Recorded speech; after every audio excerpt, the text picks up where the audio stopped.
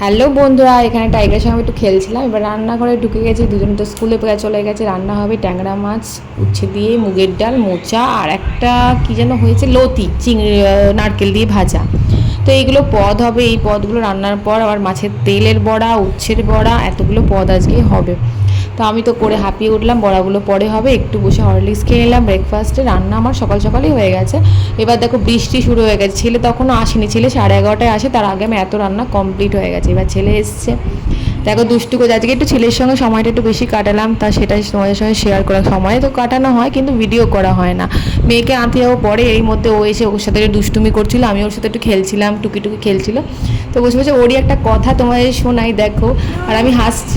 তো ওইভাবে ভিডিওটা আজকের মতো শেষ করলাম। ওর কথা দিকে ভালো লাগে লাইক করো, শেয়ার করো আর সাবস্ক্রাইব করো। আজকের মতো একটু টাটা। তিতলুটা কি?